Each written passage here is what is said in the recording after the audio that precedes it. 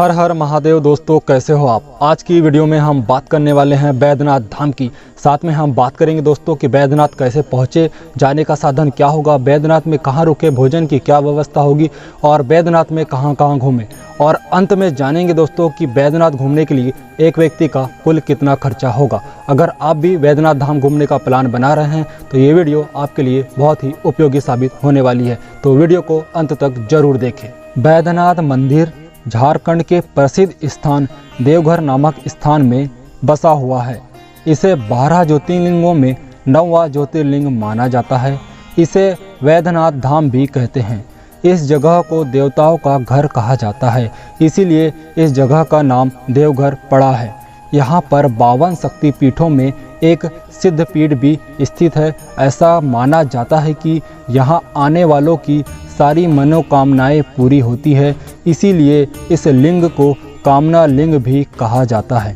इसके अलावा भी इस मंदिर को रावणेश्वर, वैदेश्वर, बैजूनाथ, बैजनाथ आदि नामों से पुकारा जाता है। अब बात करते हैं बाबा बैद्यनाथ धाम कैसे पहुँचे। अगर आप रेल मार्ग द्वारा यहाँ पर आना चाहते हैं तो सबसे निकटतम रेलवे स्टेशन जसीडीह है। यह पटना दिल्ली लाइन पर है और सभी प्रमुख शहरों से जुड़ा हुआ है।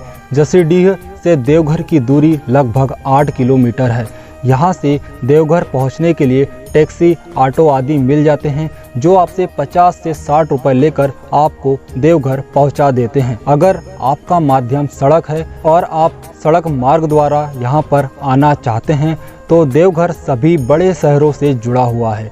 देवघर से बोकारो, धनबाद, जमशेदपुर, रांची आदि जगहों से नियमित बस चलती है। अगर आप वायु मार्ग से यहाँ पर पहुँचना चाहते हैं तो देवघर का निकटतम हवाई अड्डा पटना बिहार है।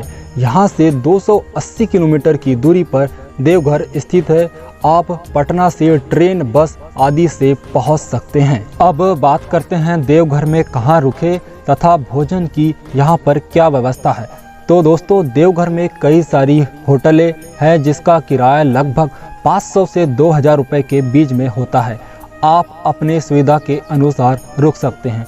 यहाँ आपको टावर चौक, college road, bus stand, Jalsar road के नज़दीक बहुत सारी होटलें मिल जाती है। भोजन के लिए भी कई सारे रेस्टोरेंट यहाँ पर उपलब्ध है। आपको 100 रुपये से लेकर 150 रुपये में भरपेट भोजन थाली उपलब्ध हो जाती है। अब बात करते हैं बाबा बैद्यनाथ धाम की कथा और बाबा बैद्यनाथ ज्योतिर्लिंग की उत्पत्ति कैसे हुई। पौराणिक कथाओं के अनुसार रावण चाहता था कि भगवान शिव कैलाश छोड़कर लंका में रहें ताकि वह त्रिलोक पर राज कर सके। इसी मनसा से रावण हिमालय में घोर तपस्या करने लगा और एक एक करके अपने सिर को काट काट कर शिवलिंग पर चढ़ाने लगा। अपने 10 सिर में जब वह आखिरी सिर को काट कर चढ़ाने वाला था तभी शिवजी रावण की भक्ति से प्रसन्न होकर दर्शन दिए और रावण को वर मांगने को कहा। रावण ने वर में शिवजी को लंका में रहने की इच्छा जताई। तभी शिवजी ने रावण को एक शिवलिंग दिया और कहा कि इस लिंग को लंका पहुंचने तक कभी भी धरती पर ना रखे। अगर रख दिया तो वह वहीं पर स्थापित हो जाएगा। तभी रावण प्रसन्न मन से वायु मार्ग द्वारा लंका की ओर प्रस्थान हुए, किंतु रास्ते में रावण को लघु शंका लग गई। रावण शिवलिंग को अपने हाथ में रखकर लघु शंका नहीं करना चाहता था। तभी वह धरती पर उतरकर पास में खड़े बैजून नाम के ग्वाले को शिवलिंग थमा दिया और शर्त बता दी, इसे जमीन पर ना रखे जब तक वह वापस नहीं आ जाता। और बताने के बाद रावण लघु शंका करने चला गया, लेकिन शिवलिंग का भार वह ग्वाला ज़्यादा देर तक नहीं संभाल पाया और वहीं रख कर चला गया। रावण जब वापस आया तो धरती पर पड़े शिवलिंग को अपने बाहुबल से उठाने की बहुत कोशिश की, किंतु वह उठा नहीं पाया। रावण तभी क्रोधित हो गया और अपना अंगूठा शिवलिंग पर गड़ाकर लंका चला गया। ब्रह्मा, विष्णु आदि देवताओं ने पूजा की। जिस ग्वाले ने इस शिवलिंग को स्थापित किया था उसी के नाम पर बैजू अर्थात वैद्यनाथ नाम से विख्यात हुआ। ऐसा कहा जाता है कि अभी भी इस शिवलिंग पर रावण के अंगूठे का निशान है। बाबा वैद्यनाथ के दर्शन के बाद यहाँ पर स्थित माता के 51 शक्तिपीठों में एक शक्तिपीठ स्थित है। यहाँ माता का हृदय गिरा था, इसीलिए इसे हाद्र पीठ के रूप में जाना जाता है। इस लिंग में शिव व शक्ति का वास होने के कारण इसे कामना लिंग भी कहा जाता है। इस मंदिर को धागों के माध्यम से जोड़ा गया है। इसके अलावा भी बाबा वैद्यनाथ धाम के परिसर में कई सारे छोटे बड़े मंदिर हैं। यहाँ आप पहुंचकर दर्शन अवश्य कीजिए। अब बात करते हैं देवघर में और कहां घूमे। सबसे पहले वासुकीनाथ मंदिर। मान्यता है कि वैद्यनाथ मंदिर की यात्रा तब तक अधूरी मानी जाती है जब तक वासुकीनाथ मंदिर के दर्शन नहीं किए जाते। यह मंदिर देवघर से 42 किलोमीटर की दूरी पर जरमुंडी गांव के पास स्थित है। दूसरा मंदिर है बैजूनाथ मंदिर। इस मंदिर का निर्माण बाबा वैद्यनाथ मंदिर के मुख्य पुजारी के वंशजों ने करवाया था और इसे बैजू मंदिर का नाम दिया। तीसरा मंदिर है नवलखा मंदिर। यह देवघर से लगभग 1.5 किलोमीटर की दूरी पर स्थित है और राधा कृष्ण को समर्पित है। अगला मंदिर है नंदन पहाड़। यह मंदिर देवघर से 10 किलोमीटर की दूरी पर एक पहाड़ पर स्थित है। इस मंदिर में भगवान शिव व उनके गढ़ नंदी जी का मंदिर स्थापित है, इसीलिए इसे नंदन पहाड़ के नाम से जाना जाता है। यहाँ पर एक पार्क है जो बच्चों के लिए स्पेशल में बनाया गया है, जो यहाँ का मुख्य आकर्षण का केंद्र है। अगला मंदिर है तपोवन महादेव।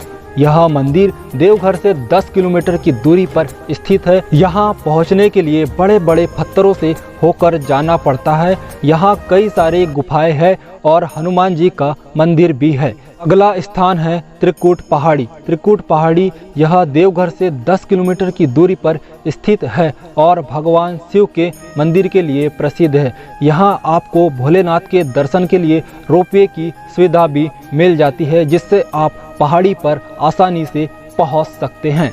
अब बात करते हैं वैद्यनाथ धाम जाने का सबसे बेस्ट समय कौन सा होता है।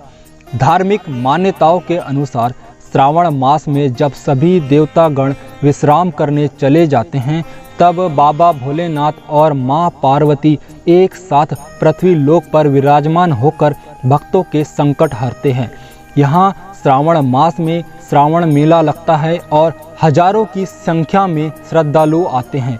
बिहार में गंगा उत्तर वाहिनी है। यहाँ से लोग 2 पात्रों में गंगा जल भरकर कांवड़ यात्रा नंगे पांव करते हैं और 105 किलोमीटर की पैदल यात्रा करके बाबा वैद्यनाथ पर जल चढ़ाने जाते हैं तथा दूसरा पात्र में जल भरकर देवघर से वासुकीनाथ मंदिर में 42 किलोमीटर चलकर अभिषेक करते हैं। श्रावण मास को बहुत ही पवित्र माह माना जाता है। सोमवार में यहाँ काफ़ी भीड़ रहती है। यहाँ आप साल भर कभी भी दर्शन करने आ सकते हैं। यहाँ पर एक विशेष पूजा के बारे में बताया जाता है कि महाशिवरात्रि से 2 दिन पूर्व यहाँ पर उपस्थित बैजनाथ मंदिर, पार्वती मंदिर और परिसर के अन्य मंदिरों से पंचशूलों को नीचे उतारा जाता है और इन पंचशूलों को स्पर्श करने और इनके दर्शन करने के लिए यहाँ पर भक्तों की भारी भीड़ रहती है। अब अंत में बात कर लेते हैं कि वैद्यनाथ धाम और देवघर के आसपास की जगह घूमने के लिए एक व्यक्ति का कुल कितना खर्चा आएगा और इस यात्रा में हमको कितने दिनों का टूर प्लान करना चाहिए।